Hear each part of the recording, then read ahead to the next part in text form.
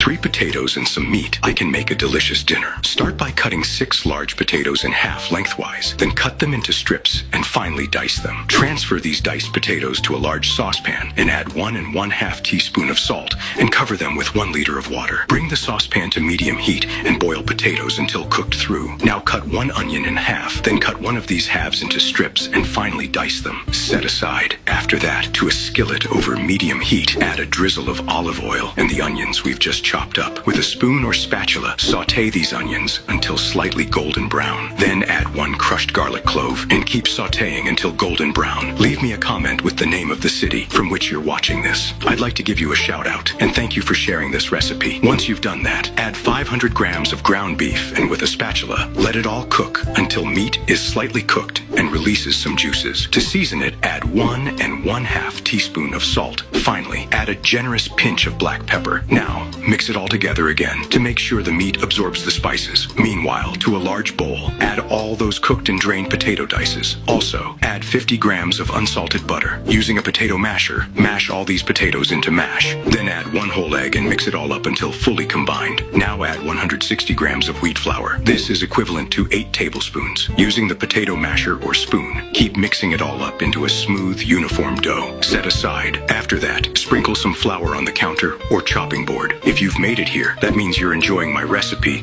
so click the share button and share this video with all your friends. It won't cost you anything, but for me, it will make all the difference. Then get some of the potato dough and put it over the flour. If dough is sticky, sprinkle some flour all over it as well. Flatten dough with the palm of your hands into a circle, then keep stretching it with a rolling pin. Now add 2 tablespoons of that meat we've set aside. Once you've done that, fold the edges of the dough over the filling and close it into a dumpling shape. Repeat this process until you've used up all of the dough and filling. To a skillet over medium heat, add some oil until the bottom is covered. Then put 1 dumpling at a time into the skillet and fry them until golden brown. Then flip them and fry the other side until golden brown as well. Transfer these dumplings to a plate lined with some paper towel to nicely dry them. The recipe is ready now. I'll head back to the comment section and I'll continue to answer everyone who left the name of their city. Thank you for sharing this recipe. See you on the next recipe. Bye.